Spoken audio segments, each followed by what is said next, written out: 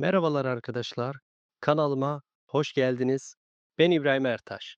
Bugün size ne bir masal, ne uydurma bir korku hikayesi anlatacağım. Bugün yıllardır Kürtlerin çocuklarını korumak için anlattığı, adı fısıltıyla söylenen ama kimsenin tam olarak ne olduğunu bilmediği bir figürden bahsedeceğim. Eğer çocukken akşam karanlığında eve gel diye korkutulduysan, eğer yeni doğmuş bir bebeğin başında nöbet tutulduğunu gördüysen, bu ismi mutlaka duymuşsundur. Pirabok. Pirabok, Kürtlerin yaşadığı birçok bölgede çocukluk hafızasına kazınmış bir isimdir. Ancak bu isim tek bir hikayeye, tek bir masala ya da tek bir anlatıya ait değildir. Aksine nesiller boyunca ağızdan ağza aktarılan, her anlatıldığında biraz şekil değiştiren bir halk inanışıdır. Bu yüzden Pirabok'u anlamak için neye benziyor sorusundan önce neden anlatılıyor sorusunu sormak gerekir. Kürtçe'de pir kelimesi yaşlı anlamına gelir. Halk anlatılarında yaşlılık çoğu zaman bilgelik kadar korku ve bilinmezlikle de ilişkilidir. Bok kelimesi ise bazı lehçelerde pislik, kötülük ya da uğursuzluk çağrışımı yapar. Bu iki kelime bir araya geldiğinde ortaya tekin olmayan uğursuz bir yaşlı figür çıkar. Ama burada önemli bir nokta var. Pirabok, Kürt halk inanışlarında net çizgileri olan bir canavar değildir. Bazı anlatılarda yaşlı bir kadın olarak geçer, bazı yerlerde ise insanla cin arasında belirsiz bir varlık gibidir. Bu belirsizlik figürün korkutuculuğunu artırır. Çünkü insanlar en çok ne olduğunu tam bilemedikleri şeylerden korkar. Pirabok anlatılarının merkezinde çoğu zaman çocuklar vardır. Özellikle küçük çocuklar ve yeni doğmuş bebekler. Bunun sebebi tesadüf değildir. Kırsal yaşamda çocuklar için tehlike her yerdedir. Dereler, kuyular, bataklıklar, vahşi hayvanlar, hastalıklar. Bunları çocuklara mantıkla anlatmak her zaman mümkün değildir. İşte Pirabok bu noktada devreye girer. Gece dışarı çıkma, pirabok alır. Derede oynama, pirabok var. Bebek yalnız bırakılmaz, pirabok gelir. Bu cümleler aslında korkutmak için değil, korumak için üretilmiştir. Pirabok anlatılarının en yoğun olduğu dönemlerden biri de doğumdan sonraki ilk günlerdir. Birçok bölgede yeni doğmuş bebeğin özellikle ilk 40 gün yalnız bırakılmaması gerektiğine inanılır. Eğer bebek yalnız kalırsa Pir Abok'un onu alıp götüreceği söylenir. Bugünden bakınca bu inanış korkutucu gelebilir. Ama geçmişte bebek ölümlerinin çok yaygın olduğunu düşündüğümüzde bu anlatının aslında aileyi sürekli tetikte tutan bir işlevi olduğu görülür. Pirabok görünmez tehlikeyi görünür kılar. Pirabok'un görüntüsü de anlatılarda büyük ölçüde ortaktır. Çok yaşlı, bakımsız, saçları dağınık, bazen tek dişli ve çoğu zaman yanında büyük bir torba taşıyan bir figür. Bu torbanın amacı bellidir. Yaramaz ya da yalnız kalan çocukları içine koyup götürmek. Ancak ilginç olan şudur. Pirabok çoğu hikayede doğrudan ortaya çıkmaz. Kimse onu net şekilde gördüğünü söylemez. O daha çok olabilir ihtimaliyle vardır. Bu da korkunun sürekli canlı kalmasını sağlar. Bazı anlatılarda Pirabok, dere kenarlarında, bataklıklarda ya da terk edilmiş değirmenlerde yaşar. Bu mekanlarda rastgele seçilmiş değildir. Bunlar çocuklar için en tehlikeli alanlardır. Yani Pirabok aslında oraya gitme demenin folklorik yoludur. Peki Pirabok cin midir, insan mıdır? Bu sorunun net bir cevabı yoktur çünkü Pirabok dini metinlerden çıkmış bir figür değildir. Daha çok İslam öncesi doğa inanışlarının izlerini taşıyan halkın kendi ürettiği bir korku sembolüdür. Cinlerle ilişkilendirildiği anlatılar da vardır ama bu sonradan eklenmiş bir yorumdur. Bugün şehirleşme arttıkça pirabok anlatıları gündelik hayattan çekildi. Ama tamamen kaybolmadı.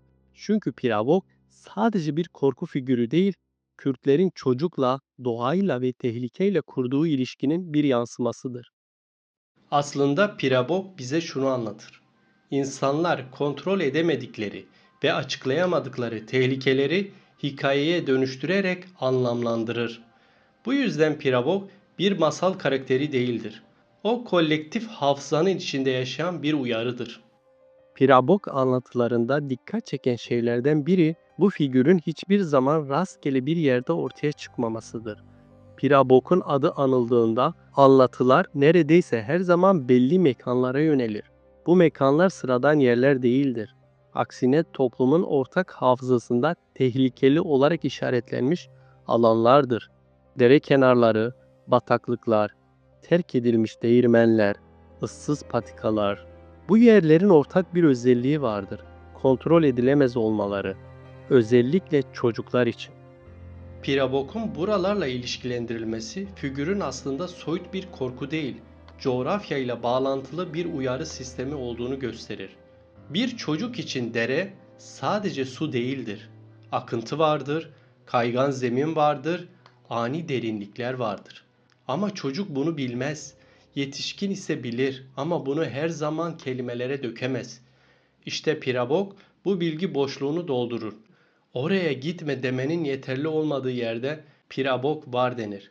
Bu yüzden Pirabok her yerde değildir. Evlerin içinde dolaşmaz, kalabalık alanlarda görünmez, o sınır bölgelerde vardır. Güvenli olanla tehlikeli olan arasındaki çizgide durur.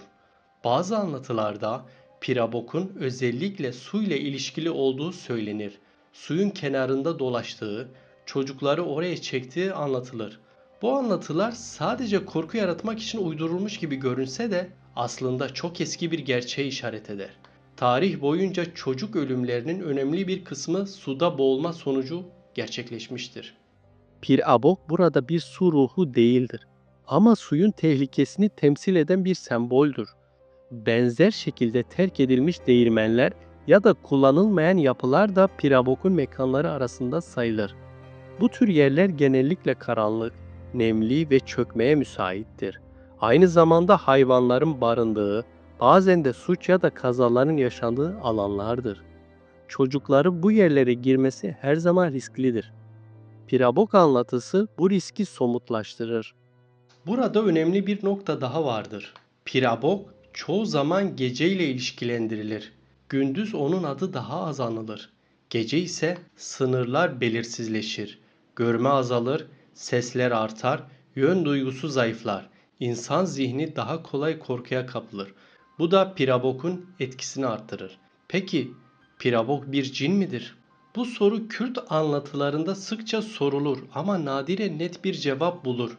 Bazı anlatıcılar Pirabok'u cinlerle ilişkilendirir. Bazıları ise bundan özellikle kaçınır. Bu da bize şunu gösterir.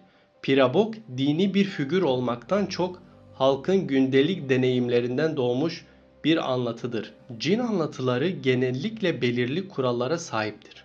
Nerede yaşadıkları, ne yaptıkları, nasıl zarar verdikleri bellidir. Pirabok'ta ise bu netlik yoktur. O bazen yaşlı bir kadın gibi anlatılır, bazen sadece bir gölge olarak geçer. Bazen de hiç tarif edilmez. Sadece adı söylenir ve bu çoğu zaman yeterlidir. Bu belirsizlik Pirabok'un gücünü arttırır. Çünkü net olarak tanımlanan şeyle baş etmek mümkündü. Ama tanımlanamayan şey zihinde büyür. Pirabok'un özellikle yeni doğmuş çocuklarla ilişkilendirilmesi de bu bağlamda anlam kazanır. Yeni doğan bir bebek hem fiziksel hem de toplumsal olarak en savunmasız noktadadır. Geçmişte hijyen koşullarının yetersiz olduğu, tıbbi bilginin sınırlı olduğu dönemlerde bebek ölümleri sık yaşanmıştır. Ama neden öldükleri her zaman bilinmezdi. İşte bu bilinmezlik anlatıya dönüşür. Pirabok burada bebeği alan bir figür olarak anlatılır. Aslında olan şey açıklanamayan bir kayıptır. Ama toplum bu kaybı boşlukta bırakmaz. Ona bir isim verir. Çünkü isim vermek kontrol hissi yaratır. Pirabok'un bir başka dikkat çekici yönü de çoğu anlatıda tek başına hareket etmemesidir. Yani Pirabok'un doğrudan saldırdığı, konuştuğu ya da açıkça göründüğü hikayeler çok azdır. O daha çok bir ihtimal olarak vardır. Olabilir duygusu yaratır ve bu duygu davranışı değiştirir. Aslında Pirabok, görünmeyen tehlikenin sesi gibidir. İnsanların farkında olmadan bildiği ama kelimelere dökemediği risklerin sembolüdür. Bu yüzden Pirabok'u sadece korku figürü olarak görmek eksik olur. O bir coğrafyanın, bir yaşam biçiminin ve bir hayatta kalma stratejisinin ürünüdür. Pirabok'un anlatıldığı her yerde arka planda gerçek bir tehlike vardır. Ve bu noktada fark edilmesi gereken bir şey daha vardır. Pirabok anlatıldığı toplumda her zaman aynı şekilde algılanmaz. Bazıları için sadece çocukken duyulan bir isimdir, bazıları için ise hala ciddiye alınan bir uyarıdır. Bu fark Pirabok'un tek bir anlamı olmadığını gösterir. Çünkü Pirabok sabit bir varlık değil, zamanla ve anlatanla birlikte değişen bir figürdür.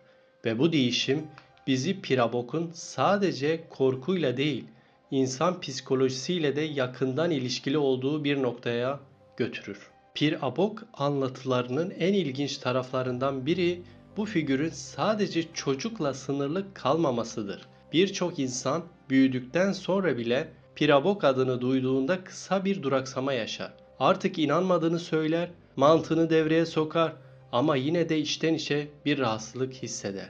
İşte bu nokta Pirabok'un sadece folklor değil, aynı zamanda psikolojik bir iz bıraktığını da gösterir. Çocuklukta öğrenilen korkular diğer bilgilerden farklı şekilde zihne yerleşir. Çünkü bu korkular mantıkla değil, duyguyla öğrenilir. Bir çocuk Pirabok'un ne olduğunu sorgulamaz. Sorgulamaz çünkü korku sorgulamadan önce gelir. Ve bu korku çoğu zaman gerçek bir tehlikeden önce yerleşir. Bu yüzden Pirabok bir çocuk için sadece anlatılan bir figür değil, davranışı düzenleyen bir mekanizmadır. Gece dışarı çıkmamak, tehlikeli yerlere yaklaşmamak, bebeği yalnız bırakmamak. Bunların hepsi korkunun yön verdiği davranışlardır. Ancak insan büyüdükçe bu davranışların ardındaki nedenleri öğrenir. Artık derelerin tehlikeli olduğunu bilir, gecenin risklerini anlar. Buna rağmen Pirabok'un tamamen silinmemesi bu figürün işlevini tamamladıktan sonra bile zihinde kalmaya devam ettiğini gösterir. Psikoloji açısından bakıldığında bu durum ilk korku figürü kavramıyla açıklanabilir. Birçok insan için Pirabok çocuklukta karşılaşılan ilk soyut korkulardan biridir. Somut bir hayvan değildir. Elle tutulur bir nesne değildir. Görülmez ama hissedilir. Bu da onu daha kalıcı yapar. Pirabok'un belirsizliği korkunun zihinde büyümesine izin verir.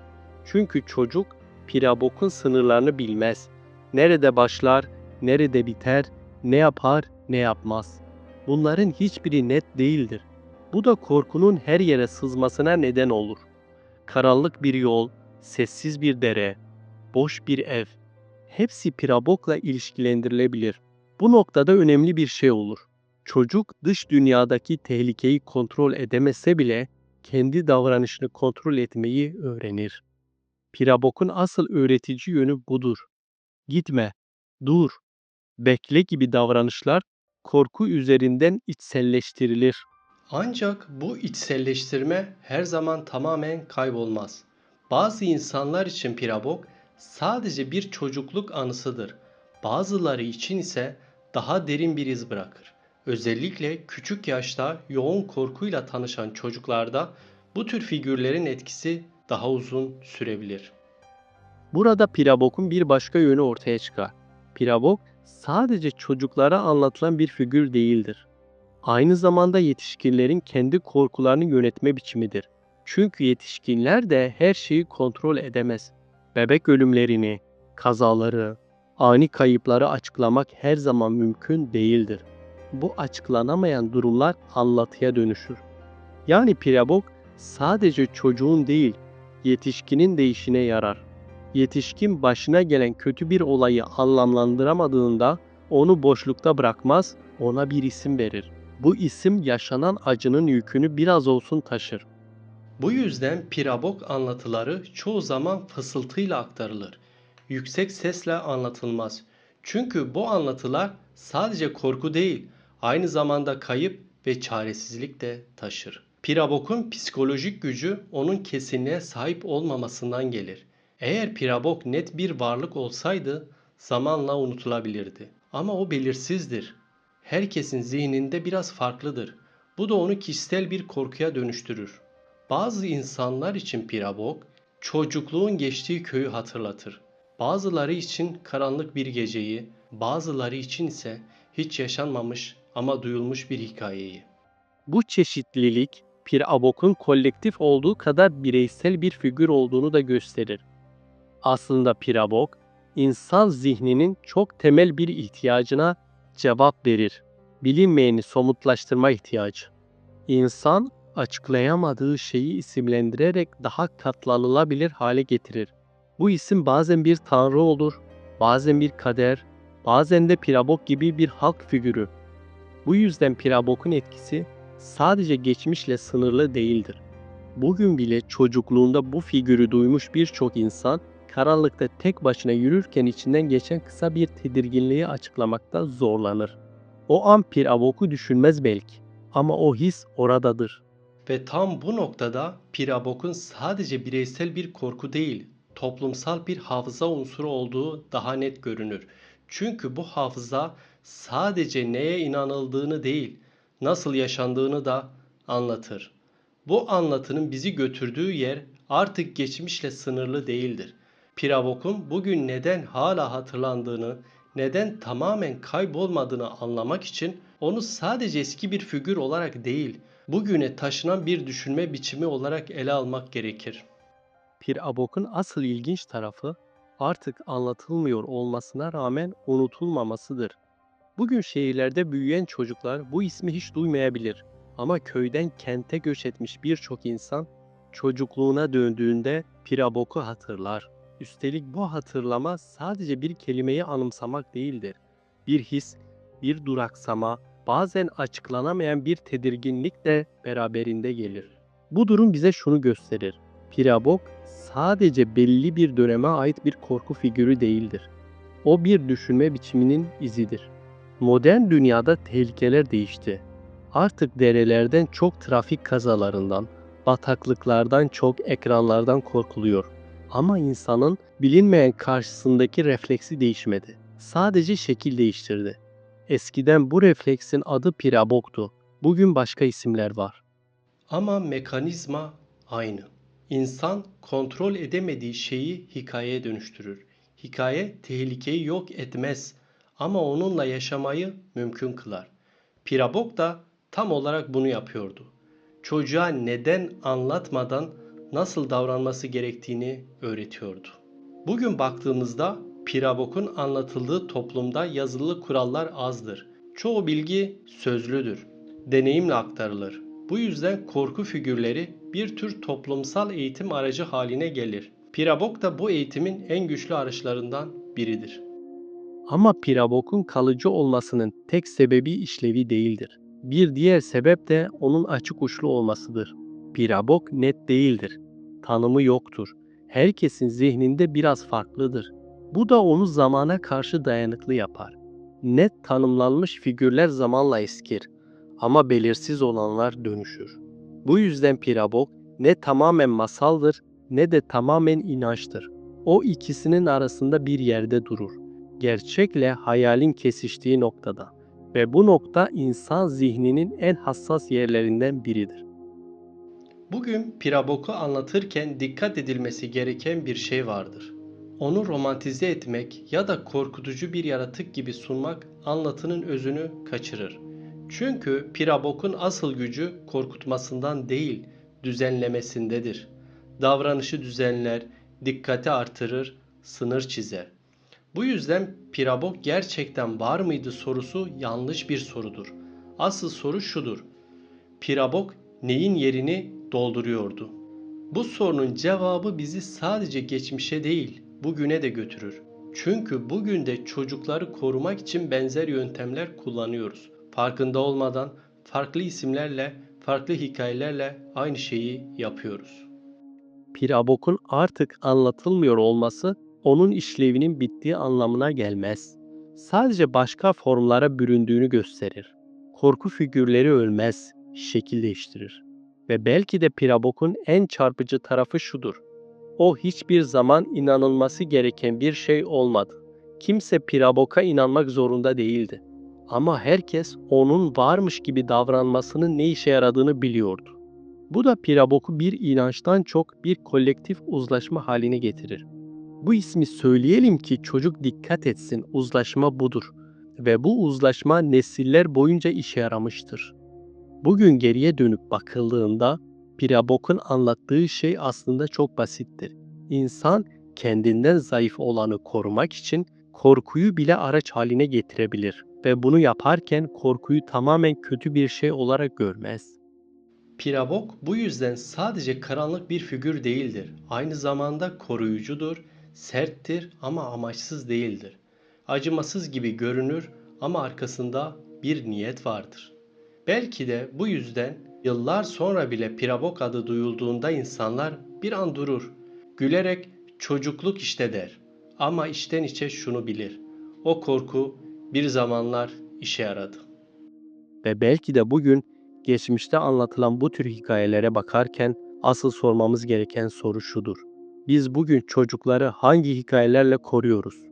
Eğer bu anlatı sana tanıdık geldiyse, eğer çocukluğundan bir şeye dokunduysa yorumlara yazabilirsin. Bu tarz sözlü tarih, halk anlatıları ve hafızada kalan hikayeleri birlikte konuşmaya devam etmek istiyorsan kanala abone olmayı unutma. Bir sonraki videoda yine çok konuşulmayan ama herkesin bir şekilde bildiği başka bir hikayede görüşmek üzere.